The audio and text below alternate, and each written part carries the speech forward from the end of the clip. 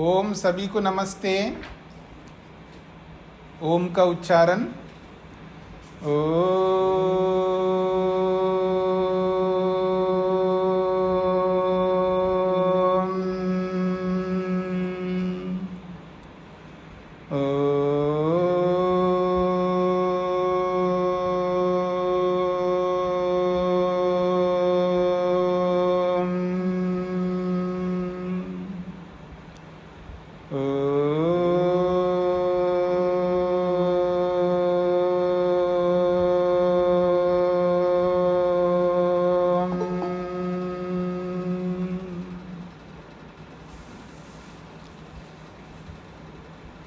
एक 108वीं कक्षा है।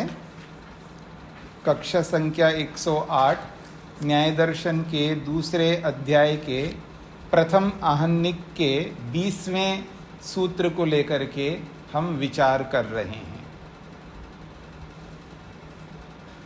पृष्ठ संख्या है 76। क्वचिद निवृत्ति दर्शनात् अनिवृत्ति दर्शनाश्च क्वचित अनेकांतः, इस सूत्र को लेकर के हम समझने का प्रयत्न कर रहे थे। प्रसंग वही है, प्रसंग को ध्यान में रखिएगा कि प्रकाश को सिद्ध करने के लिए दूसरे प्रकाश की आवश्यकता नहीं है। ठीक उसी प्रकार प्रमाणों को सिद्ध करने के लिए दूसरे प्रमाणों की आवश्यकता नहीं है। ऐसा उदाहरण का अर्थ कुछ लोग लेते हैं।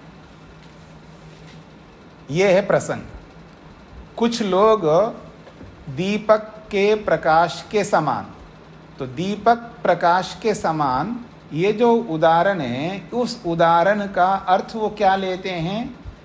वो ये अर्थ लेते हैं, दीपक के प्रकाश को दिखाने के लिए दूसरे दीपक की आवश्यकता नहीं है। अर्थात दीपक को सिद्ध करने के लिए दूसरे प्रकाश की आवश्यकता नहीं का मतलब है दूसरे प्रमाण की आवश्यकता नहीं है, वो स्वतः सिद्ध है। ये इसका अभिप्राय है। ऐसे ही प्रमाण भी स्वतः सिद्ध है, प्रमाण को सिद्ध करने के लिए दूसरे प्रमाण की आवश्यकता नहीं है। ऐसा इस उदाहरण का अर्थ लेते हैं, जो कि बिना हेतु का ये उदाहरण है। और ऐसा वो अर्थ लेते हैं, उनके लिए सिद्धांती व्यक्ति अर्थात ठीक समझने वाले व्यक्ति उत्तर दे रहे हैं 20वें सूत्र के माध्यम से। क्या उत्तर दे रहे हैं? क्वचित निवृत्ति दर्शनात्।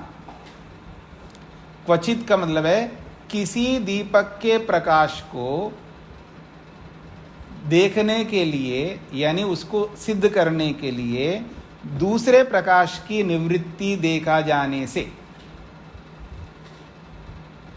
माता जया बहन जी कह रही थी ना, सूत्रार्थ लिखवाइएगा। अब मैं सूत्रार्थ बोल रहा हूं। क्वचित निवृत्ति दर्शनात्, इसका अर्थ होगा क्वचित का मतलब है कहीं पर। तो कहीं पर क्या है? प्रसंग है दीपक का प्रकाश। तो दीपक के प्रकाश को सिद्ध करने के लिए दूसरे प्रकाश की निवृत्ति देखा जाने से।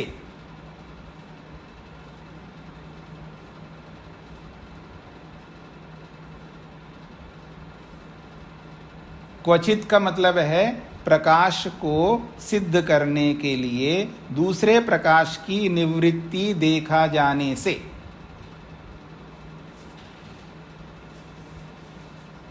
अब यहां तक हो गया।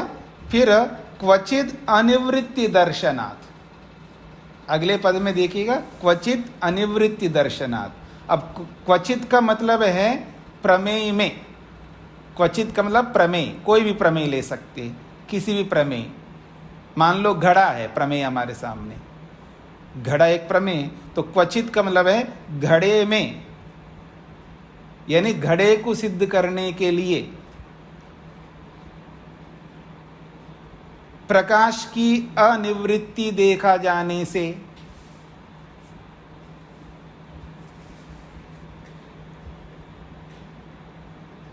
क्वचित का मतलब है किसी एक प्रमेय, मान लो आप घड़ा ले लो, तो घड़े रूपी किसी एक प्रमेय में अनिवृत्ति दर्शनात्, यानी दूसरे को साधन बनाना पड़ रहा है। यहाँ पर दूसरे की साधन की निवृत्ति नहीं देखा जा रहा है।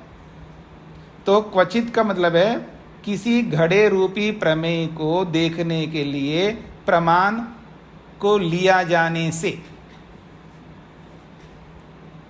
अनिवृत्ति का मतलब है उसको छोड़ा नहीं जा रहा है, लिया जा रहा है। तो क्वचित किसी प्रमेय रूपी घड़े को सिद्ध करने के लिए प्रमाण को ग्रहण किया जाने से।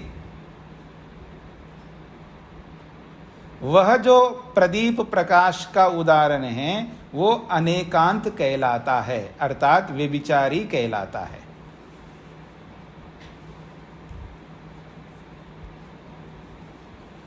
ये सूत्रार्थ तो यही है। तो क्वचित निवृत्ति दर्शनात्, क्वचित अनिवृत्ति दर्शनात्, यानी कहीं ग्रहण कर लिया जा रहा है और कहीं ग्रहण नहीं किया जा रहा है। अर्थात मैं दूसरे शब्दों में बोलूं, कहीं कारण को लिया जा रहा है और कहीं कारण को नहीं लिया जा रहा है। क्वचित का मतलब है कहीं, निवृत्ति का मतलब है कारण की निवृत्ति, अर्थात कारण को नहीं लिया जा रहा है। अर्थात प्रकाश को सिद्ध करने के लिए कारण को नहीं लिया जा रहा है और घड़े को सिद्ध करने के लिए कारण को लिया जा रहा है। बात पकड़ में आ रही जी?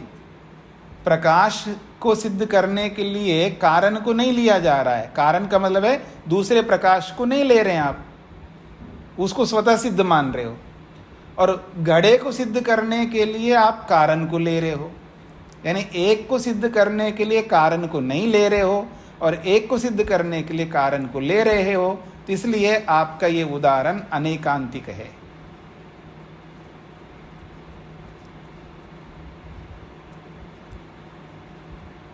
हाँ जी, रेणु जी पकड़ में आ रहा है? कारण को प्रमाण माने। हाँ, तो कारण प्रमाण ही होता है ना। साधन जो है, साधन कहो कारण कहो, प्रमाण ही होगा। यानी प्रकाश को सिद्ध करने के लिए आपको प्रमाण नहीं चाहिए और प्रमेय को सिद्ध करने के लिए प्रमाण चाहिए आपको। तो ये जो उदाहरण आप दे रहे हो वो उदाहरण ऐसा होना चाहिए ना, दोनों ओर लगे उदाहरण आपका। क्योंकि उदाहरण का प्रसंग क्या है? उदाहरण जो है दोनों ओर लागू होता है और यहाँ दोनों ओर लागू नहीं हो रहा है। दीपक का जो प्रकाश का उदाहरण दिया आपने, वो उस उदाहरण को दोनों जगह नहीं लागू कर रहे हो, एक ही पक्ष में लागू कर रहे हो।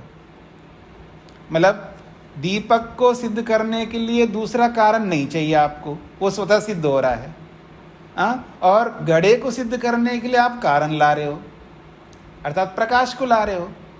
तो एक को सिद्ध करने के लिए बिना कारण के सिद्ध कर रहे हो, तो दूसरे को कारण से सिद्ध कर रहे हो। ये कैसा? इसको क्या क्या बोलते हैं आप लोग? दोहरा व्यवहार। मेरे साथ में तो आप कारण लगा रहे हो, मेरे लिए तो मेरी योग्यता देख रहे हो और अपने बेटे के लिए तो योग्यता नहीं देख रहे हो, उसको वैसे खिला रहे हो आप या वैसे पैसे दे रहे हो। तो या तो दोनों के लिए बराबर। देखो जी, आप कहते हो ना मैं सबको बराबर देखता हूँ, कहाँ देख रहे हो जी बराबर? आप मेरे लिए तो आप देख रहे हो ये बाबा जी ये पढ़ा लिखा है ये नहीं है, पढ़ा लिखा है तो हम देंगे कुछ, और अपने बेटा पढ़ा लिखा हो या ना हो, वो गलत काम करे, पाप करे, अधर्म करे, कुछ भी करे, उसको तो आप दे रहे हो। दूसरे को वो सारी योग्यताएं कारण देख रहे हो, दूसरे के लिए तो कारण देख रहे हो और अपने व्यक्ति के लिए बिना कारण देख करके ही उसको दे रहे हो। तो अगर अपने बेटे को बिना कारण के दे रहे हो तो दूसरे को भी बिना कारण से दो, तभी तो समत्व है ना, तभी तो एक रूपता होगी। तो ऐसे ही ये कह रहे हैं, प्रकाश को सिद्ध करने के लिए तो दूसरा प्रकाश का मतलब कारण, तो प्रकाश को सिद्ध करने के लिए तो कारण नहीं देख रहे हो, लेकिन घड़े को सिद्ध करने के लिए कारण को देख रहे हो, अर्थात कारण को ले रहे हो। तो प्रकाश की सिद्धि के लिए कारण को नहीं ले रहे हो, घड़े की सिद्धि के लिए कारण को ले रहे हो। इसलिए आपका ये उदाहरण अनेकांत है, व्यभिचारी है। ये इसका अभिप्राय है। अब पकड़े में आ गए जी सब लोगों को।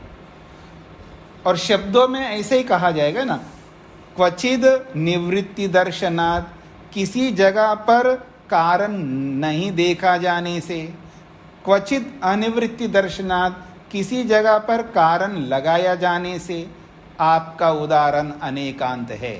ये सूत्रार्थ है। सूत्रार्थ समझ में आ रहा है जी? किसी जगह पर कारण को न लिया जाने से, किसी जगह पर कारण को लिया जाने से आपका उदाहरण अनेकांतिक है। ये सूत्रार्थ है। ये आप लिख सकते हैं इसे। किसी जगह पर लिखिएगा, किसी जगह पर कारण को न लिया जाने से, किसी जगह पर कारण को न लिया जाने से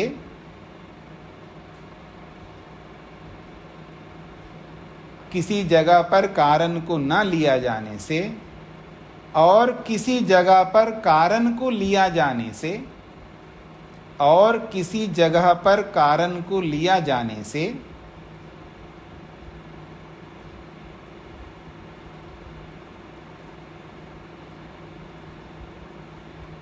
प्रकाश का उदाहरण अनेकांत है। प्रकाश का उदाहरण अनेकांत है। प्रकाश का उदाहरण अनेकांत है, अर्थात व्यभिचारी है।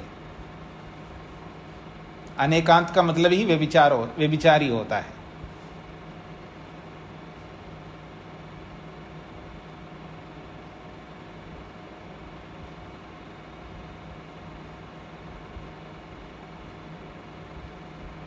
अब इसका समाधान अर्थात इसी को व्यापक रूप से भाष्यकार कह रहे हैं, यथाच अयम प्रसंग, ये जो प्रसंग आपने प्रस्तुत किया है उदाहरण का, कि प्रकाश रूपी प्रसंग को प्रकाश में दूसरे कारण की निवृत्ति देखा जाने से, निवृत्ति दर्शनात्। यथाच अयम प्रसंग क्या है? दीपक का प्रकाश।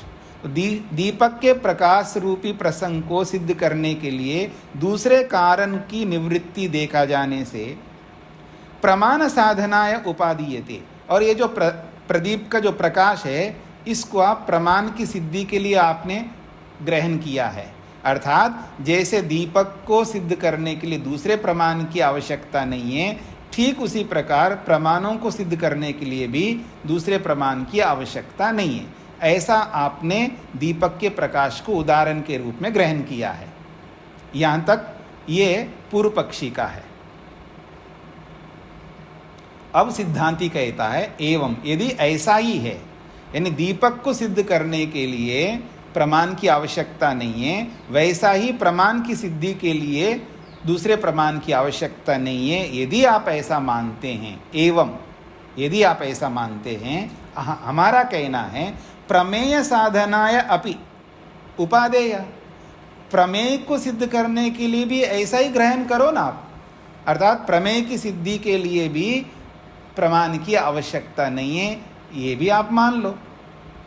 क्यों? अविशेष हेतुत्वात्, क्योंकि आपके पास कोई हेतु नहीं है कि उसके लिए तो प्रमाण की आवश्यकता नहीं है, इसके लिए प्रमाण की आवश्यकता है, इसमें कोई हेतु आपने दिया नहीं है। प्रमेय की सिद्धि के लिए तो प्रमाण चाहिए और प्रकाश को सिद्ध करने के लिए प्रमाण नहीं चाहिए।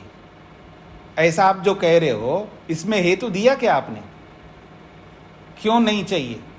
तो नहीं दिया है ना। तो फिर प्रमेय की सिद्धि के लिए भी हमें प्रमाण नहीं चाहिए, हम ऐसा कहेंगे और हम भी कोई हेतु नहीं देंगे। आप पूछोगे प्रमेय की सिद्धि के लिए आप प्रमाण क्यों नहीं मान रहे हो? तो क्यों अर्थात हेतु मांग रहे हो आप, तो हम हेतु क्यों देंगे?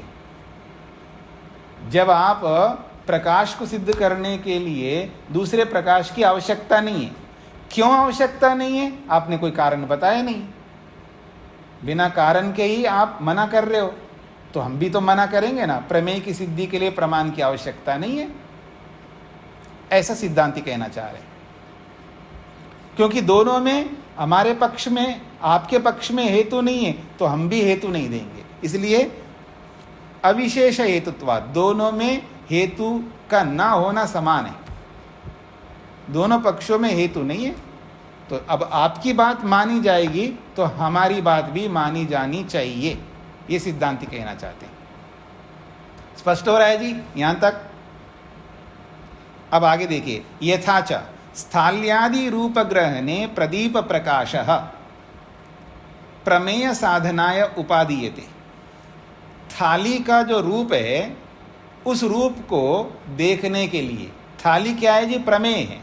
तो प्रमेय साधनाय, प्रमेय रूपी स्थाली को सिद्ध करने के लिए अर्थात उसके रूप को देखने के लिए प्रदीप प्रकाशः, दीपक के प्रकाश को उपादीयते, ग्रहण किया जाता है।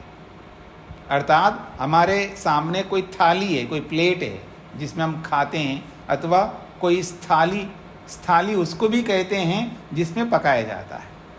स्थाली का मतलब जिसमें हम पकाते हैं, सब्जी पकाओ, चावल पकाओ, कुछ भी पकाइएगा, उसको भी स्थाली कहते हैं। और जो प्लेट है जिसमें हम खाते हैं उसको भी स्थाली कहते हैं, प्लेट जिसमें हम खाना खाते हैं।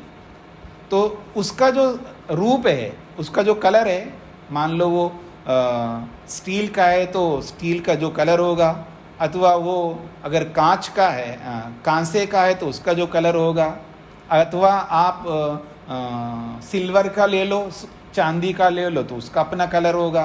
तो उसको देखने के लिए आपको प्रकाश चाहिए ना, तो प्रकाश को आप ग्रहण कर रहे हो। स्थाली के रूप को देखने के लिए प्रकाश को ग्रहण कर रहे हो क्योंकि वो प्रमेय है। तो उस प्रमेय को, प्रमेय साधनाया, प्रमेय को सिद्ध करने के लिए, प्रमेय कौन है? स्थाली। तो स्थाली रूपी प्रमेय को सिद्ध करने के लिए दीपक के प्रकाश को उपादीयते, ग्रहण कर रहे हो आप। एवं प्रमाण साधनाय अपि उपादेय, तो प्रमाणों की सिद्धि के लिए भी आप कारण को ग्रहण करो ना, दूसरे प्रमाण को। ये सिद्धांति कह रहे हैं। क्यों? विशेष हेत्वाभावात्, क्योंकि विशेष हेतु है ही नहीं है। मतलब वहां तो ग्रहण करो और यहां ना करो, इसमें तो कोई हेतु नहीं दिया आपने। मतलब आप देखिए, मेरी ओर देखिएगा, ये देख रहे हैं आप, एक पैम्पलेट है, ये देख रहे हैं आप लोग, ये पैम्पलेट है। इसके लिए आपको प्रकाश चाहिए, पकड़ में आ रहा है ना? इसको देखने के लिए प्रकाश चाहिए, आप ऐसा कह रहे हैं। तो प्रकाश देखने के लिए भी कोई कारण चाहिए। प्रकाश अपने आप दिखता नहीं है, प्रकाश अपने आप सिद्ध नहीं है। आप कहते हो प्रकाश को सिद्ध करने की जरूरत नहीं है। हम कह रहे हैं प्रकाश को सिद्ध करने के लिए भी कोई कारण चाहिए। प्रकाश अपने आप कैसे सिद्ध है? आप में से कोई सिद्ध करा सकते? प्रकाश को अपने आप सिद्ध करा सकते कोई? आप कह रहे हैं प्रकाश को सिद्ध करने के लिए दूसरे प्रकाश की आवश्यकता नहीं है, स्वतः सिद्ध है। तो हम कहते हैं स्वतः सिद्ध कोई नहीं है, उसको भी सिद्ध करना पड़ता है। अगर स्वतः सिद्ध वो है तो प्रमेय को भी स्वतः सिद्ध मानो ना। स्वतः सिद्ध कह रहे हो, उसका कोई कारण नहीं दे रहे हो आप, तो हम कैसे कारण देंगे प्रमेय को सिद्ध करने के लिए? हम भी कहते हैं प्रमेय भी स्वतः सिद्ध है, ये सिद्धांति कहना चाहते हैं। यदि आप कहते हो कि प्रमेयों को सिद्ध करने के लिए प्रमाण की आवश्यकता है, तो हम भी कहते हैं प्रकाश को सिद्ध करने के लिए भी प्रमाण की आवश्यकता है। पकड़ में आ रहा है सब लोगों को? तो सो अयम विशेष हेतु परिग्रह मंतरेण दृष्टांत एकस्मिन् पक्षे उपादेयो न प्रतिपक्ष इति अनेकांतः। अब कहते हैं तो इस प्रकार से विशेष हेतु को लिए बिना जो आपने दृष्टांत दिया है, उदाहरण दिया है, वो एक ही पक्ष में ही ग्रहण हो रहा है, न प्रतिपक्ष, दूसरे पक्ष में नहीं जा रहा है। बिना विशेष हेतु के जो दीपक का प्रकाश रूपी जो दृष्टांत आपने ग्रहण किया है, वो एक ही पक्ष में सिद्ध कर रहा है, आपके पक्ष को सिद्ध कर रहा है, न प्रतिपक्ष, दूसरे पक्ष को सिद्ध नहीं कर रहा है, यानी प्रमेय पक्ष को सिद्ध नहीं कर रहा है। इसलिए अनेकांता, वो अनेकांत कहलाता है। एकस्मिंश्च पक्षे दृष्टान्त उपादेयो न प्रतिपक्षे दृष्टान्त इति अनेकान्तः विशेष हेत्वाभावात् इति। उसी बात को स्पष्ट किया जा रहा है। एक पक्ष में दृष्टांत को ग्रहण किया जा रहा है और दूसरे पक्ष में दृष्टांत को नहीं ग्रहण किया जा रहा है, ऐसे दृष्टांत को अनेकांत कहा जाता है। क्यों? विशेष हेतु अभावात, विशेष हेतु के ना होने से। अर्थात हमारे इस दृष्टांत को सिद्ध करने के लिए प्रमाण नहीं चाहिए और आपके प्रमेय को सिद्ध करने के लिए प्रमाण चाहिए, इसमें कोई हेतु नहीं दिया आपने। अर्थात बिना प्रमाण के तो आप अपने प्रमाण को सिद्ध कर रहे हो और प्रमेय को सिद्ध करने के लिए कहें तो आप कह रहे प्रमाण चाहिए। ऐसे कैसे होगा? हाँ जी, हो गए, सबको समझ में आ गया? वही बातें हैं यहाँ पर। पंक्तियों को वैसे समझना है जैसा बताया जा रहा है, क्योंकि जो भी आप दृष्टांत दोगे वो दृष्टांत दोनों पक्षों को मान्य होना चाहिए ना। आपका दृष्टांत तो एक ही पक्ष में जा रहा है, दूसरे पक्ष को मान नहीं रहा है। तो ऐसे एक पक्ष को मानने वाला जो दृष्टांत है वो तभी होता है जो बिना हेतु का होता है। अगर हेतु दोगे तो दोनों पक्षों में जाएगा। ठीक है जी, ये कहना चाह रहे हैं। तो इसलिए कभी भी दृष्टांत हम लें तो हेतु के साथ में लेना चाहिए। बिना हेतु के दृष्टांत लेंगे तो व्यभिचारी दृष्टांत कहलाएगा, अनेकांत दृष्टांत कहलाएगा। स्पष्ट हो गया? अब कहते हैं विशेष हेतु परिग्रहे सति। अगले पृष्ठ में 77 पृष्ठ में देखिएगा, कहते हैं विशेष हेतु परिग्रह सति। अगर आप विशेष हेतु देते हैं, अर्थात कोई हेतु देते हैं, प्रकाश को देखने के लिए दूसरे प्रकाश को देखने के लिए दूसरे प्रकाश की आवश्यकता नहीं है, तो आपको कारण बताना पड़ेगा। अगर कारण बता दोगे तो उपसंहार अभ्यनुज्ञानात् अप्रतिषेधा, तब तो उपसंहार कर लेंगे हम, प्रमाणों में भी उसको लागू कर लेंगे। जो प्रत्यक्षादि 4 प्रमाण हैं उनमें भी हम लागू करेंगे। जब आपने विशेष हेतु दिया है तो वैसा ही विशेष हेतु हम भी दे देंगे वहां पर, तब अप्रतिषेधा, तब आप खंडन ही नहीं कर सकोगे। बात पकड़ में आ रही है? आप जब कोई दृष्टांत दे रहे हो कि प्रकाश को सिद्ध करने के लिए दूसरे प्रकाश की आवश्यकता नहीं है, तो आपने हेतु नहीं दिया। अगर हेतु दे दिया तो आपकी बात मानी जाएगी, तो फिर हम भी हेतु देंगे। तो जब हम भी हेतु देंगे तो फिर खंडन कैसे कर पाओगे आप? ये कहना चाहते हैं। यही इस पंक्ति का अर्थ है विशेष हेतु परिग्रहे सति, अर्थात विशेष हेतु को स्वीकार कर लेने पर। उपसंहार अभ्यनुज्ञानात्, उपसंहार का मतलब है, उपसंहार क्या करते हैं हम? उपनय जो होता है ना, उपनय में उपसंहार करते हैं। जैसे आपका ये उदाहरण है वैसा ही हमारे इस साध्य में है, ऐसा हम लोग उपसंहार करते हैं। तो उपसंहार अभ्यनुज्ञानात्, उपसंहार में स्वीकार कर लेने से, अर्थात उपनय में आपके कथन को स्वीकार करने से अप्रतिषेधा, फिर आप खंडन नहीं कर सकोगे। इसको मैं अपने शब्दों में बोल रहा हूं। यदि आप विशेष हेतु को स्वीकार करते हो तो ऐसे ही विशेष हेतु हम भी दे देंगे। किस कारण से आपको, क्योंकि कारण बता रहे हो ना, तो हम भी प्रमाणों को सिद्धि के लिए हम भी कारण बता देंगे। जब हम कारण बता देंगे तो वो कारण आपको भी मानना पड़ेगा। जो कारण आप प्रस्तुत करोगे वैसा ही कारण हम भी प्रस्तुत कर देंगे, तब तो आप खंडन कर ही नहीं सकोगे। ये कहना चाह रहे। पर वो कारण कैसे मानेगा? कारण मानते हैं अपना सिद्धांत हट जाएगा ना उसका, तो कारण देगा नहीं है। जब कारण नहीं देगा तो फिर हम भी नहीं देंगे कारण, इसलिए आपको कारण देना ही पड़ेगा। इसका अभिप्राय है। तो इसी बात को और स्पष्ट कर रहे हैं, विशेष हेतु परिग्रहीतस्तु दृष्टान्तः एकस्मिन् पक्षे उपसंग्रियमानः न शक्यो अननुज्ञातुम्। कहते हैं विशेष हेतु परिग्रहीता दृष्टांत, जो दृष्टांत हेतु के साथ स्वीकार किया जाता है तो एकस्मिन् पक्षे, एक पक्ष में उसको उपसंहार करते हुए हम जाएंगे तो अननुज्ञातुम न शक्या, फिर उसका खंडन आप नहीं कर सकेंगे।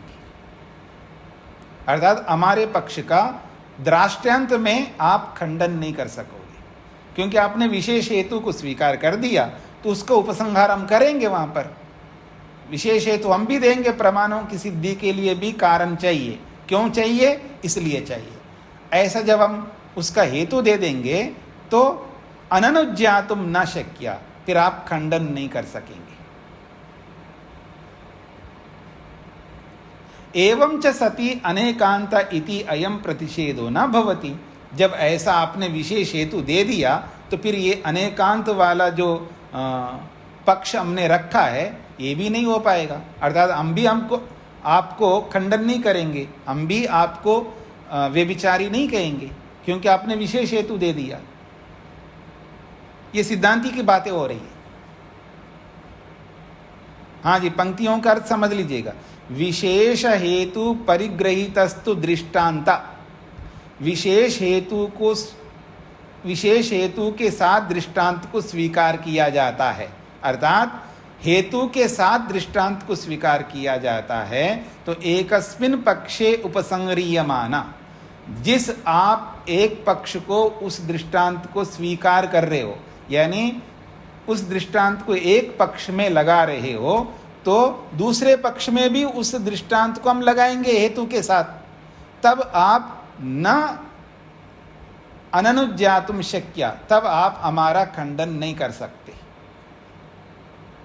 एवं च सति, अगर ऐसा हो गया, अर्थात विशेष हेतु के साथ दृष्टांत को स्वीकार किया गया है, तब हम अनेकांता ऐसा कह करके हम लोग भी आपका खंडन नहीं करेंगे। फिर जब आप हेतु के साथ दृष्टांत को ग्रहण करोगे तब हम खंडन क्यों करेंगे आपका?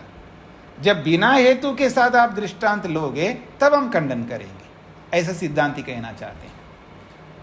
बात पकड़ में आ रही है? हाँ, जिसको समझ में नहीं आया वो पूछ सकते हैं। अब अगली बात, यहां तक पहुंचाने के बाद में अंत में वो कहता है, फिर वहीं पर अटक रहा है वो प्रतिवादी, यानी खंडन करता। प्रत्यक्षादि प्रमाणों का प्रत्यक्षादि प्रमाणों से ही सिद्ध होगा तो अनवस्था दोष आएगा। वापस उसी पर पहुंच गए हो। उन्हीं से उन्हीं को सिद्ध करोगे तो अनवस्था दोष आएगा। अब इसको मैं आपके सामने रखता हूं एक उदाहरण से, तो आपको समझ में आएगा। उन्हीं से उन्हीं को सिद्ध करेंगे तो अनवस्था का मतलब क्या है? अव्यवस्था होगी, ये कहना चाहते हैं। तो पहले मेरे को आपको अव्यवस्था दिखाना है, ठीक है जी?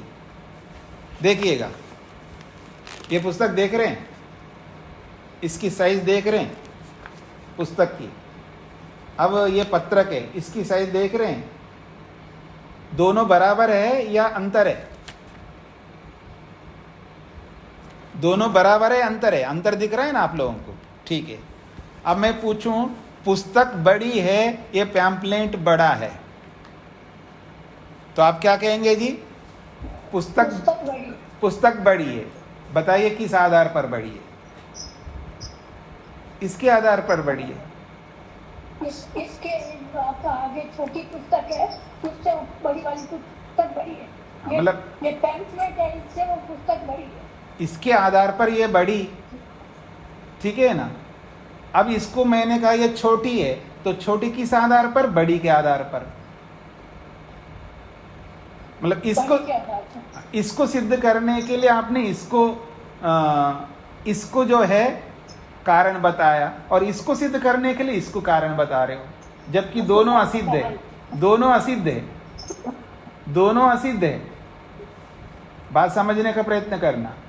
जब इसको आप सिद्ध करना चाहते हो ना, इसको सिद्ध करना चाहते हो तो बड़ी पुस्तक को आधार बनाया, ठीक है ना, इसका मतलब उसको सिद्ध मान रहे हैं आप, सिद्ध मान करके इसको सिद्ध करवा रहे हो, बल्कि वो सिद्ध है ही नहीं, वो बड़ी कैसे सिद्ध है? क्योंकि वो बड़ी किस लिए कह रहे हो? माता जी सुन लो, पहले बात को सुने भी ना आप मत बोलिएगा। हमारे सामने दो आ गए, ठीक है, अब दो, अच्छा पुस्तक तो दिख नहीं रहा, मोबाइल दिख रहा है आपको, हाँ, पॉम्पलेट और मोबाइल, अब दोनों को सामने रखा है, तो मोबाइल के आधार पर इसको बड़ी कह रहे हो आप, ठीक है ना, तो ये बड़ी है, अर्थात इसको सिद्ध मान करके चल रहे हो आप, बल्कि ये सिद्ध नहीं है, मतलब ये छोटी के रूप में सिद्ध नहीं है और ये बड़ी के रूप में भी सिद्ध नहीं है, क्योंकि दोनों को सिद्ध करना पड़ रहा है हमको। मेरी बात को समझने का प्रयत्न करना, दोनों को सिद्ध करना पड़ रहा है, ये भी असिद्ध है, ये भी असिद्ध है। इसको सिद्ध करने के लिए इस पे आ रहे हो, इसको सिद्ध करने पर इसको आ रहे हो, और ये करते जाओगे आप, ये रुकेगी नहीं व्यवस्था। स्वामी जी, मोबाइल इसलिए असिद्ध है कि उससे छोटा भी कुछ हो सकता है? हमारे सामने दो ही चीजें थी, इधर उधर जाना नहीं, हमारे सामने दो ही चीजें, अब आपको सिद्ध करना है। नहीं, असिद्ध क्यों है छोटे वाला? अपने छोटा किस आधार पर बोला? कंपैरिजन के आधार पे। तो इसके आधार पर बोला है ना, इसके आधार पर बोला है ना। अब मैंने पूछा है ये बड़ी किस लिए है, तो आपने इसको आधार बना रहे हो, इसके लिए इसको आधार बना रहे हो, इसके लिए इसको आधार बना रहे हैं। अब दोनों असिद्ध हैं, क्योंकि दोनों को सिद्ध करना पड़ रहा है आपको। मेरी बात पकड़ रहे हो आप? दोनों सिद्ध करना पड़ रहा है ना। तो स्वामी जी प्रत्यक्ष प्रमाण से सिद्ध करेंगे ना। इधर उधर मत जाइए, बात जो कही जा रही है उसी के आधार पर रहना। जब हो देखिए, कोई पहले से सिद्ध होता है उसको सिद्ध करने की जरूरत नहीं पड़ती है। जो पहले से सिद्ध होता है उसको सिद्ध करने की जरूरत नहीं पड़ती है, ठीक है। अब यहां सिद्ध करने की जरूरत पड़ रही है आपको। आपने इसको छोटा बताया, इसको बड़ा बताया है। अब बड़े को सिद्ध करने के लिए इसको आधार बना रहे हो, इसको सिद्ध करने के लिए इसको आधार बना रहे हो। इसका मतलब आपको क्या समझ में आना चाहिए? दोनों असिद्ध है। जब दोनों असिद्ध है तो एक दूसरे का आधार नहीं बना सकते आप। बात पकड़ में आ रही है? इससे अनवस्था दोष आता है, अर्थात इससे अव्यवस्था हो रही है। अव्यवस्था हो रही है, ना तो आप ये सिद्ध कर पा रहे, ना ये सिद्ध कर पा रहे। और जब दोनों को सिद्ध नहीं कर पा रहे हो तो व्यवहार कैसे करोगे आप? व्यवहार नहीं कर सकते। व्यवहार जो है सिद्ध पर होता है। इसको छोटा सिद्ध है और ये बड़ा सिद्ध है, तभी व्यवहार हो पाएगा। हाँ जी, वो बड़ी चीज को ले आओ, आज वो छोटी चीज को ले आओ, तब आप व्यवहार कर सकोगे। और पहले ये सिद्ध ही नहीं है, बड़ी और ये छोटी, तो व्यवहार कैसे करोगे? जब व्यवहार नहीं होगा तो फिर सारा मामला गड़बड़ हो जाएगा। किसी को सिद्ध क्यों करना पड़ता है? हमको व्यवहार के लिए करना पड़ता है। मेरी बात समझ रहे हैं ना? किसी को भी आप सिद्ध करना चाहते हो, क्यों सिद्ध करना चाहते हो? क्यों दिमाग लगा रहे हो? दिमाग को क्यों परेशान कर रहे हो? क्योंकि उससे व्यवहार हम आसानी से करते हैं, और सिद्धि नहीं होगी तो व्यवहार नहीं कर सकते हैं। इसलिए तो समस्या आती है ना जी। एक कहता है जी मैं भगवान को तो निराकार मानता ही नहीं, अब कर लो, क्या करोगे आप? हाँ? और एक कहता है जी मैं आत्मा को मानता ही नहीं, तो कर लो क्या? व्यवहार कैसे करोगे आप उसके साथ में? कोई आत्मा को नहीं मान रहा है, कोई पुनर्जन्म को नहीं मान रहा है, कोई कर्मों को नहीं मान रहा है, हाँ, कोई कुछ नहीं मान रहा है। अब उसके साथ व्यवहार नहीं कर सकते आप। व्यवहार तब करोगे जब उसको आप सिद्ध करोगे, तो आसान होगा जी। हाँ, तो डरो, थोड़ा सा डरो, एक्सप्रेशंस देखना, कुछ डरो, आत्मा से दुख भोगना पड़ेगा अगले जन्म में। अरे वो तो मानता ही नहीं आत्मा को, कैसे बताओगे उसको? व्यवहार ही नहीं कर पाओगे, वो डरता ही नहीं। व्यवहार में उसको रोक ही नहीं सकते आप, क्योंकि उसको आत्मा मानना ही नहीं है। तो जिसको हम सिद्ध इसलिए करना पड़ता है ताकि हम व्यवहार सुचारू रूप से कर सके।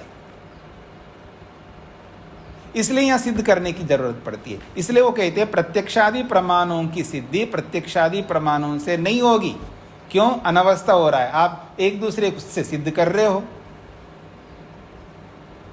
इसके लिए उसको प्रमाण मान रहे हो, उसको सिद्ध करने के लिए इसको प्रमाण मान रहे हो। जैसे मैं अपने ये छोटा बड़े के लिए बोल रहा था, पकड़ में आ गए ना? इससे अनवस्था दोष आएगा, ऐसा वो कहना चाह रहा है प्रश्न करता। ठीक है जी, ये बात आगे स्पष्ट होगी कि हम सिद्ध कैसे करें। मतलब अभी तक तो व्यवहार में ये चलता है, ये बड़ा, ये चींटी और ये हाथी है, हाथी बड़ा है चींटी छोटी है। तो ये आगे बताएंगे कि हाँ, आगे आएगा, जरूर आएगा, यहीं पर नहीं आएगा और जगह पर आएगा। जी, क्योंकि कैपेसिटी तो फिर वहीं की वहीं रहेगी ना। हाँ जी, आइए। तो ऐसे जैसे मैंने इन चीजों के लिए बोला, ऐसे प्रमाणों के लिए प्रश्नकर्ता बोल रहा है यहाँ पर।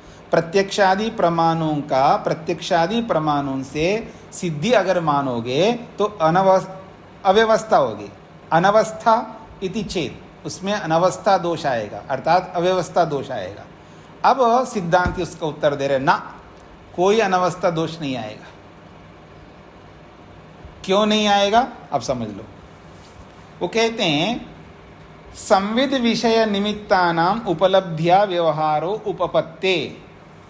संविद विषय, संविद कहते हैं ज्ञान को, ज्ञान विषय वाले जितने भी पदार्थ होते हैं वो ज्ञान के विषय बनते हैं। जितने भी पदार्थ होते हैं वो ज्ञान के विषय बनते हैं, और वो ज्ञान के जो विषय बनते हैं वो निमित्तानाम, अलग अलग निमित्तों से, अलग अलग कारणों से। किसी को किसी कारण से जानते हम, किसी को किसी कारण से जानते, तो अलग अलग कारणों से वस्तु में ज्ञान के विषय बनते हैं। उसी से व्यवहार उत्पत्ति, उसी से व्यवहार की सिद्धि होती है।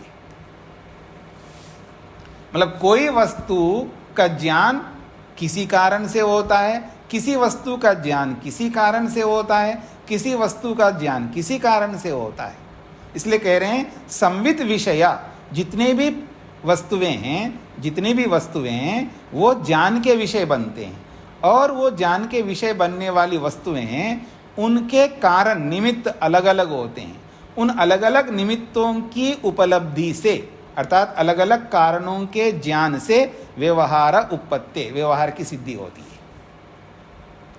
जैसे उदाहरण, प्रत्यक्षेन अर्थम उपलभे, मैं प्रत्यक्ष प्रमाण से ये घड़े को जान रहा हूँ, मकान को जान रहा हूँ, वृक्ष को जान रहा हूँ, वनस्पतियों को जान रहा हूँ, जिसको आप देख रहे हो। प्रत्यक्षेन अर्थम उपलभे, कुछ अर्थों को हम प्रत्यक्ष प्रमाण से उपलब्ध करते हैं।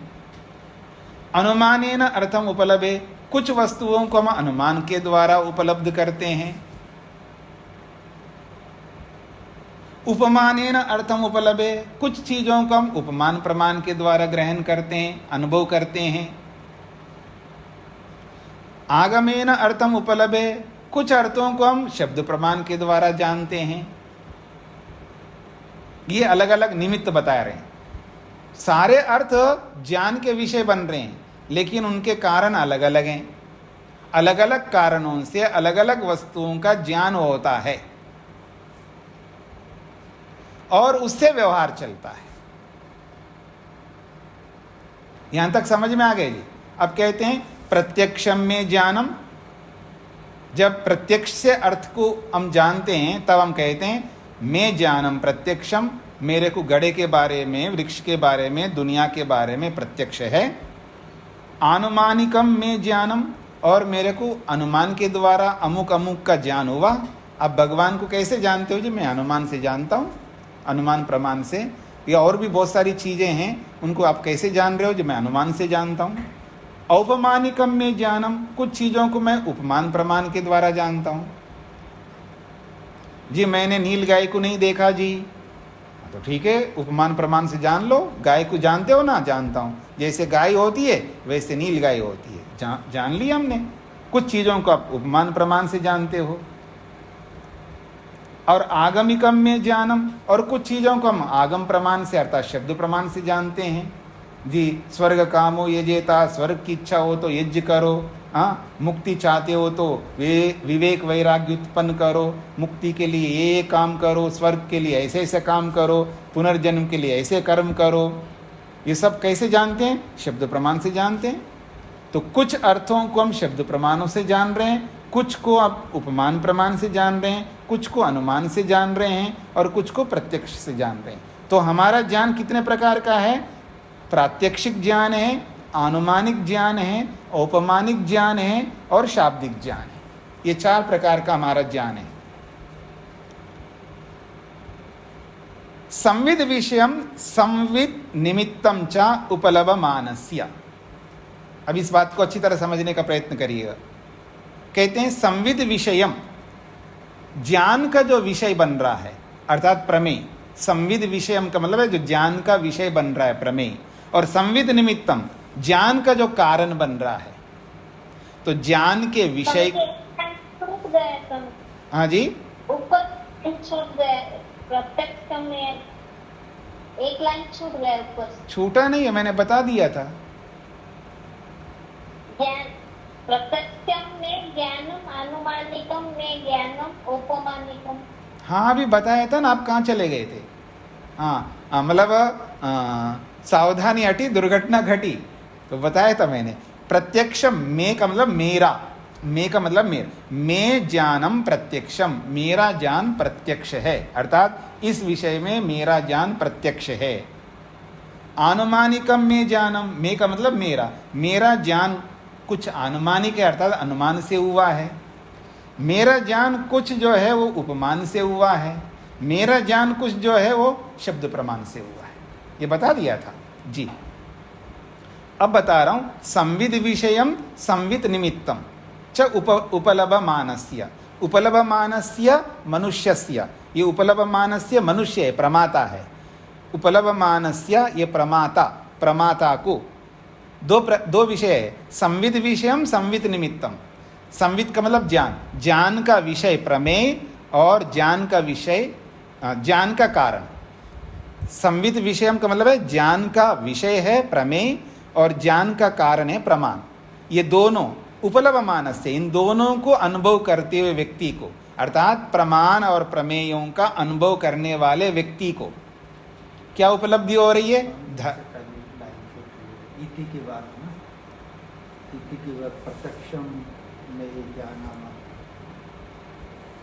अच्छा ये वाला कह रहे हैं जी। हाँ।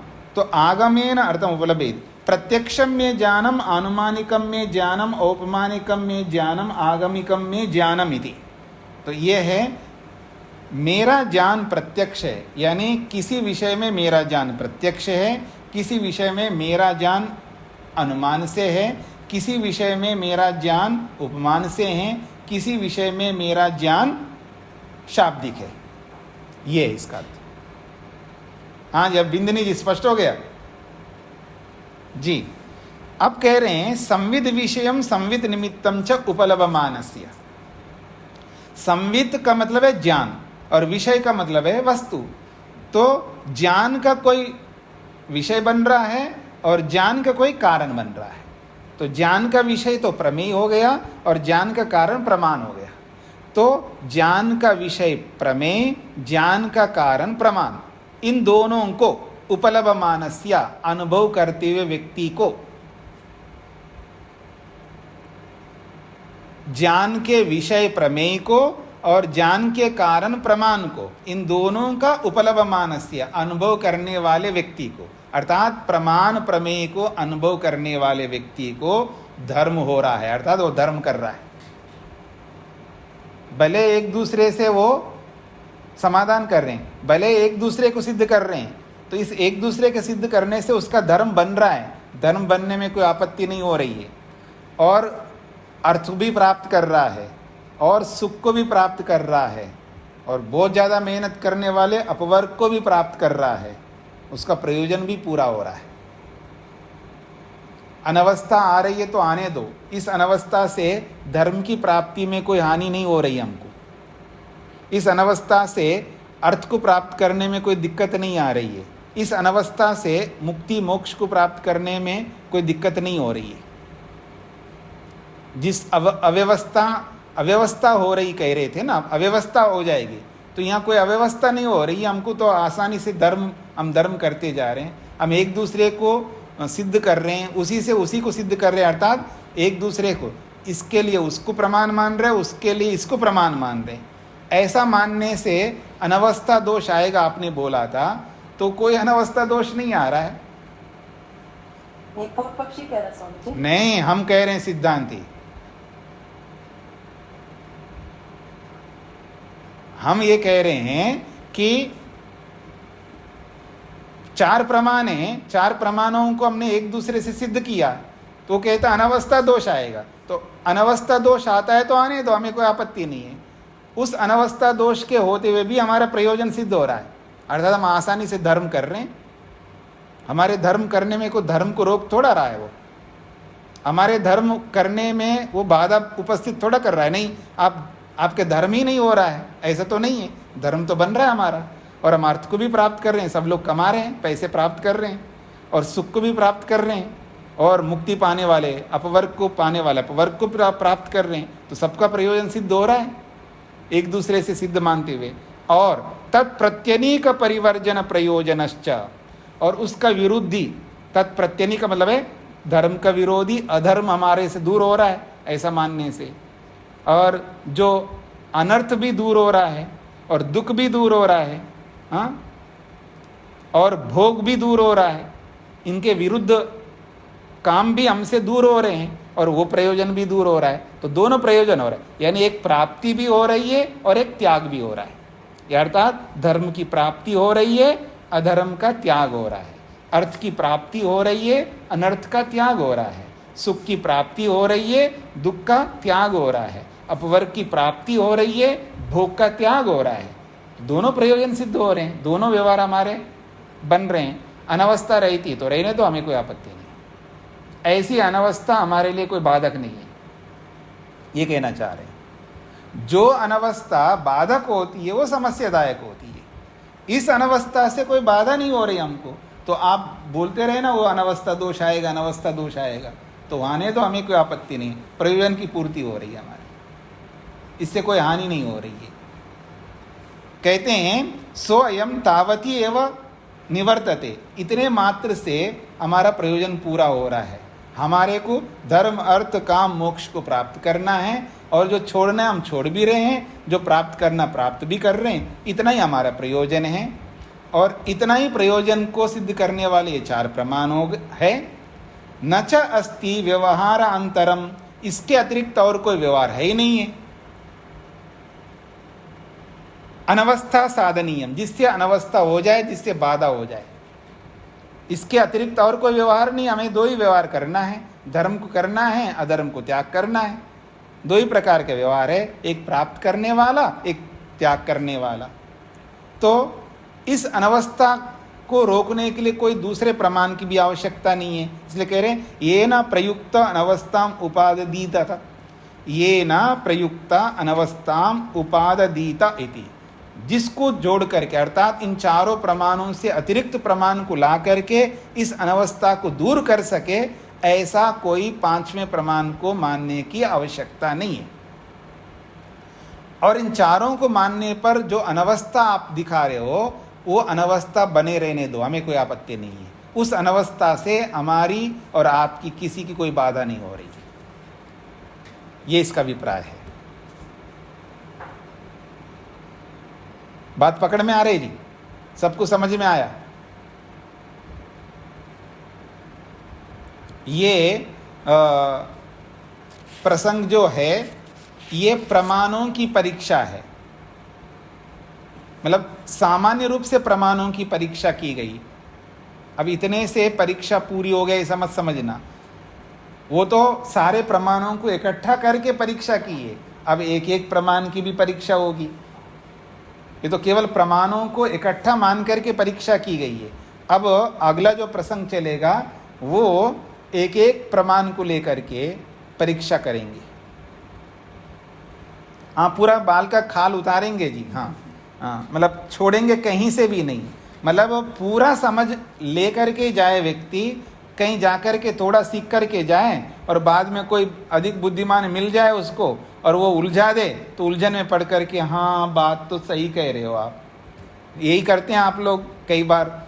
हाँ, जब मंदिर में जाता, हाँ बात तो सही है, थोड़ा सा नैवेद्य तो चढ़ा ही दे देता हूँ, हाँ तिलक तो लगा ही लेता हूँ, ये तिलक लगा के ही आता हूँ, ठीक है ना। तो मंदिर में जाए तो मंदिर के अनुसार, और फिर आर्य समाज में जाते तो आर्य समाज के अनुसार। ये इसलिए ऐसा होता है, ज्ञान का अभाव है। ज्ञान जब पूरा नहीं होता है तो दोहरा व्यवहार करता है, इधर भी रुकता है, इधर भी झुकता है, उधर भी झुकता है, क्योंकि दोनों का उत्तर नहीं दे पा रहा है वो, क्योंकि पूरा ज्ञान नहीं हुआ। जब पूरा ज्ञान हो जाएगा बस एक ही पक्ष में रहेगा वो। मतलब अपने पांव को एक ही नाव में रखना, दो नाव में रखेंगे तो मुश्किल हो जाएगा। इसलिए कह रहे हैं पूरी जानकारी ले लो। तो न्याय दर्शनकार हर प्रकार से व्यक्ति को समाधान करके छोड़ेंगे, अर्थात कोई ऐसा दुनिया का समाधान नहीं है जो इसके माध्यम से आप नहीं कर सकते। बस पेशेंस रखना होगा, समझ रखना होगा और बहुत ज्ञान प्राप्त करना होगा। कोई ये ना समझे केवल न्याय दर्शन को पढ़ करके मैं पूरी दुनिया का समाधान करूंगा, ऐसा नहीं है। बहुत सारे शास्त्र पढ़ना है, बहुत सारे शास्त्रों के साथ फिर न्याय पढ़ना है, तब होगा। क्योंकि विस्तृत जानकारी चाहिए ना। आप उदाहरण कैसे दोगे, दूसरा ज्ञान आपने प्राप्त किया है नहीं। शास्त्र बहुत है ना, इसलिए आपको पता है ना, जो वकील लोग होते हैं ना, वकील लोग, उनके पास देखा होगा पूरा उनका रूम पुस्तकों से भरा हुआ रहता है।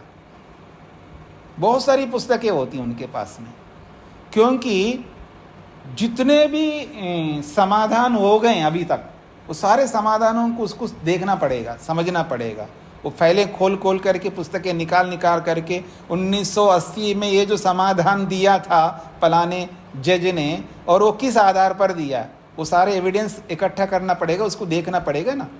तो जब जो जरूरत पड़ेगा वो निकाल करके देखेगा। तो ये सारा आप अगर नहीं दिमाग में लाओगे या दिमाग में लाने के लिए देखोगे नहीं, पढ़ोगे नहीं, तो आप हार जाओगे कोर्ट में। मेरी बात समझ रहे हैं ना। तो ठीक इसी प्रकार से यहाँ पर हमें ये जो बातें कही जा रही है, इन बातों को सिद्ध करने के लिए दूसरी जानकारियाँ बहुत होनी चाहिए, तब जाकर कि इन बातों को वहाँ लगा करके सबका समाधान हम कर पाएंगे। इसलिए ज्ञान बहुत होना चाहिए, ये इसका अभिप्राय है।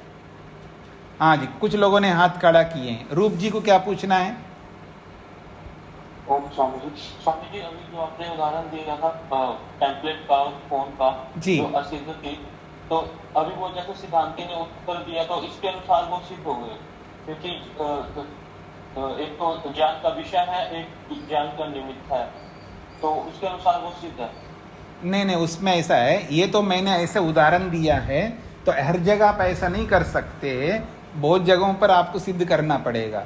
यही उदाहरण मैं दूसरी जगह इसको असिद्ध बना दूंगा, इसी उदाहरण को मैं दूसरी जगह सिद्ध बना दूंगा, क्योंकि ये जो है उत्पन्न है, ये भी उत्पन्न हुए। जो उत्पन्न होते उसको सिद्ध करना पड़ेंगे, दोनों असिद्ध है, दोनों को सिद्ध करना पड़ेगा। तो सिद्ध उसी को माना जाता है जो पहले से है। जो नित्य पदार्थ होता है वो सिद्ध माना जाता है। भगवान को सिद्ध करने के लिए दूसरे भगवान को नहीं ला सकते आप, भगवान स्वतः सिद्ध है। आत्मा को सिद्ध करने के लिए दूसरा कुछ आप ला करके आत्मा को सिद्ध नहीं कर सकते, वो स्वतः सिद्ध है। सत्वर स्तंभ जो भी प्रकृति है, रॉ मटेरियल है, उसको सिद्ध करने की जरूरत नहीं है, पहले से सिद्ध है वो, क्योंकि वो नित्य है। जो नित्य होता है उसको सिद्ध करने की आवश्यकता नहीं होती है। और जो जितने भी उत्पन्न हुए हैं सबको सिद्ध करना पड़ता है, और वो इसी तरह उत्पन्न, उनको इसी प्रकार सिद्ध करने होते हैं। कहीं सिद्ध करना पड़ता है, कहीं नहीं करना पड़ता है। तो यहाँ पर इन प्रमाणों के प्रसंग में कोई सिद्ध करने की जरूरत नहीं है, क्योंकि यहाँ पर हमारा प्रयोजन की सिद्धि हो रही है। लेकिन इनके लिए प्रयोजन की सिद्धि नहीं होगी, इनके लिए तो आपको किसी को और आधार बनाना पड़ेगा, नित्य पदार्थ को, नहीं तो व्यवहार ही नहीं कर पाओगे। अनित्य पदार्थों में बिना सिद्ध किए आप व्यवहार नहीं कर पाओगे। पर नित्य पदार्थों को सिद्ध करने की आवश्यकता नहीं है, वहां पर व्यवहार अपने आप हो जाएगा। ऐसा और भी बहुत सारी बातें आपको समझ में आ जाएगी। हाँ जी, सतीश जी को क्या पूछना है जी?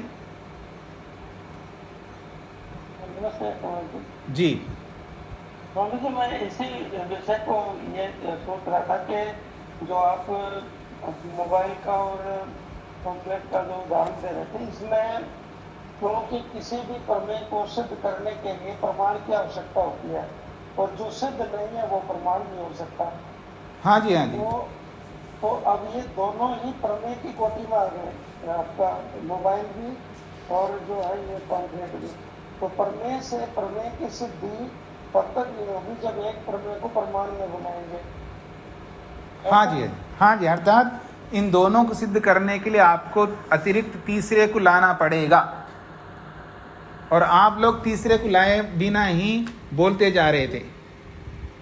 सतीश जी पकड़ रहे हैं, इन दोनों को सिद्ध कर रहे थे आप, तो इसको सिद्ध करने के लिए इसको ले रहे हो, इसको सिद्ध करने के लिए इसको ले रहे हो। ये दोनों असिद्ध है, और दोनों असिद्ध है तो एक दूसरे से सिद्ध नहीं कर सकते आप, उसके लिए तीसरे को लाना पड़ेगा आपको। हाँ जी। मोहनलाल जी को क्या पूछना है?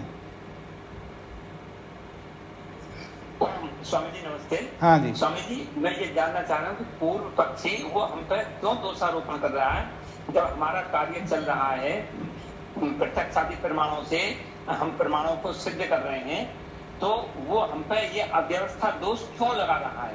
ये तो जी उसी से पूछना पड़ेगा हमको। उसने दोष लगाया तो उसका समाधान तो हम कर सकते हैं, उसने दोष क्यों लगाया इसका समाधान तो कोई नहीं कर सकता जी। जनता है, वो कुछ भी बोल सकती है, और उस कुछ भी बोलने का समाधान अगर आपके पास है तो आप दे दो, और नहीं है तो सुन करके सहन करो। बहुत सारे प्रश्न हम सुन करके उनको सहन करते हैं, हमारे कोई आपत्ति नहीं है। इसलिए तो मैं बोलता हूँ आपके सिर के ऊपर बैठ के कोई नाचे तो भी शांत रहो। इसका मतलब ये होता है कि आपके पतिदेव या आपके निकट का व्यक्ति आपको कुछ भी बोलते रहे, सुनते रहो, प्रतिक्रिया मत करना, तो आप सुखी रहोगे। और एक बार भी प्रतिक्रिया करोगे तो आप दुखी रहोगे। बस ये सूत्र दिमाग में रख लीजिएगा। हाँ जी, मधु जी को क्या पूछना था? ठीक स्वामी जी, पूछना ये था कि जो सिद्धांत पक्ष है वो कभी तो कहता है कि प्रमाणों की आवश्यकता है, और कभी कह देता है कि अनवस्था दोष है, और कभी कहता है कि होता रहे अनवस्था दोष, हमारा तो धर्म भी चल रहा है, जो चीज ग्रहण करनी हो ग्रहण हो रही, जो त्याग करनी क्या, तो वो अपनी तरीके से हर बात को मैनिपुलेट कर रहा है, ऐसा लग रहा है। नहीं, आपने मिक्स किया दोनों बातों को। ये अनवस्था दोष आएगा ये सिद्धांती थोड़ा कह रहे हैं, तो प्रश्नकर्ता कह रहा है। नहीं, बाद में कहा, जब मैंने पूछा था बाद में कहा ना उसने कि अनवस्था दोष आता है तो आए। ये सिद्धांती की बात है। प्रश्नकर्ता ने अनवस्था दिखाई तब सिद्धांती कहता है अनवस्था आए तो आने दो, उससे तो प्रयोजन की सिद्धि हो रही है। हाँ, तो इसी बात को कह रही हूँ कि तो उसने अपने पक्ष में उस बात को ले लिया कि अनवस्था दोष आता है तो आने दो। हाँ, तो प्रयोजन की सिद्धि हो रही है ना, और जहाँ प्रयोजन की सिद्धि होती है तो आने दो अनवस्था की आवश्यकता नहीं है प्रमेय को सिद्ध करने के लिए वहाँ। नहीं, आप समझ नहीं रहे। आप समझ, क्योंकि बातों को गुला मिला रहे हो। प्रमेयों को सिद्ध करने के लिए प्रमाणों की तो आवश्यकता है। प्रमेयों को सिद्ध करने के लिए ये तो हमारे सिद्धांत है, लेकिन प्रमाणों को सिद्ध करने के लिए उन्हीं प्रमाणों से उन्हीं प्रमाणों को सिद्ध करते हैं हम लोग, उन्हीं से उन्हीं का सिद्ध करते हैं। उससे वो अनवस्था दोष दिखा रहा था, तो उसको हमने कहा कि अगर ऐसा है तो आने दो अनवस्था दोष, पर प्रयोजन की सिद्धि हो रही है। ये हमने उसका उत्तर दिया। हम ये नहीं कह रहे कि प्रमेयों को सिद्ध करने के लिए प्रमाणों की आवश्यकता नहीं है, बिल्कुल है। अनवस्था दोष की बात कर रही हूँ। अनवस्था दोष आता है तो उस अनवस्था दोष, जब दोष जो होता है वो बाधक होता है ना, दोष आपकी प्रगति को रोकता है, पर इस दोष से हमारी प्रगति रुक नहीं रही है। अच्छा, हाँ। अच्छा, हम आपको दूसरा एक मोटा उदाहरण देता हूँ, उसको सर्वांश में मत लगाइए। ये जो अपेंडिक्स का रोग उभर जाता है ना, तो उसको काट देते ना वही आधुनिक मेडिकल साइंस में, मतलब एलोपैथी में। वो कहते हैं भगवान ने, हम लोग कहते हैं भगवान ने बना के दिया है, उसको क्यों काट रहे हो? अरे काटने से आपका कुछ नहीं बिगड़ रहा, आपका काम चल रहा है तो काटने दो, नहीं काटोगे तो मरोगे। जब उभरता नहीं है तो कोई समस्या नहीं है, और उभर गया तो आपको काटना पड़ेगा, नहीं तो आप मरोगे। अच्छा, अब वो किस प्रयोजन से है वो आपको नहीं पता, इसलिए आप कह रहे हो बस ऐसे फालतू है। तो लेकिन हमें नहीं पता, हर चीज़ हमको पता नहीं होता है, लेकिन उसके बिना अगर हमारा काम चल रहा है, हम जीवित रह सकते, नहीं जी 100 साल भी जीवित रह सकते उसको हटाने के बाद में, तो फिर हटाने दो ना, क्या फ़र्क पड़ता है? व्यवहार की सिद्धि हो रही है, व्यवहार में रुकावट नहीं हो रहा है। तो ऐसे ही अगर आप किसी को दोष सिद्ध, वैसे वो दोष नहीं है, आप मान रहे हो, हम ये कहीं नहीं करें, दोष तो दोष ही होगा, दोष सही नहीं हो सकता। फिर भी हमारी बात को हम नहीं जी ये दोष है, दोष, अरे भले आदमी वो दोष है तो दोष होने दो, उससे हमारा व्यवहार रुक नहीं रहा है। हम दोष नहीं मान रहे, उसको सामने वाला मान रहा है। हाँ, मुख्य बात यह है, इसको भी पकड़ लो आप लोग। कभी मैंने नहीं बताया तो इसका मतलब ये नहीं कि मैंने नहीं बताया इसलिए आप कहोगे जी दोष को भी तो स्वीकार किया जाता मान करके इसका दुरुपयोग आप करने लग जाओगे कहीं। ये दोष नहीं है, हम दोष को स्वीकार नहीं कर रहे हैं, फिर भी आप बार बार उसको, जब ये अनवस्था नहीं आएगा, हम पहले ही शुरू में ही बता दिया था कोई अनवस्था दोष नहीं आएगा, इस बात को हमने पहले ही सिद्ध किया था, अनवस्था दोष बिल्कुल नहीं आएगा। फिर भी वो बार बार उसको उठाएगा तो हम यही कहेंगे ना, अरे भले आदमी अनवस्था आता है तो आने दो, उससे हमारे प्रयोजन की सिद्धि हो रही है। ऐसा कह करके हम ये नहीं कहना चाह रहे वो दोषपूर्ण है हमारा सिद्धांत, इसलिए दोषपूर्ण होते हुए भी हमारा प्रयोजन सिद्ध होता है, ऐसा हम कहना नहीं चाह रहे। जी, मुझे यही लगा था। हाँ, ऐसा बिल्कुल नहीं है। ये तो कोई हठी दुराग्रही होता है, उसको कितने ही समाधान दो फिर भी वो दोष के रूप में देख रहा होता है, तो ऐसे व्यक्ति का ये समाधान है। हाँ जी, हाँ जी। प्रेम जी को क्या पूछना था? स्वामी जी, ये सांख्य सारा के विशेष हेतु दृष्टांत, हाँ जी, ये वर्ड समझ आए, मतलब विशेष, मतलब उदाहरण के ऊपर था ना, उदाहरण के ऊपर था। जो उदाहरण जो स्वीकार कर रहा था वो उदाहरण के साथ हेतु नहीं दिया था, हेतु ना देने के कारण से सारी समस्या आ रही थी। अगर आप हेतु दोगे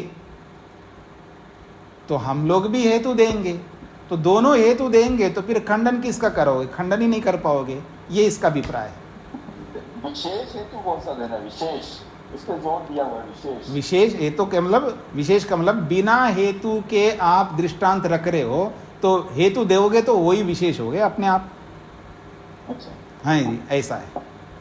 अच्छा। जी जी जी। ओम शांति शांति शांति ही।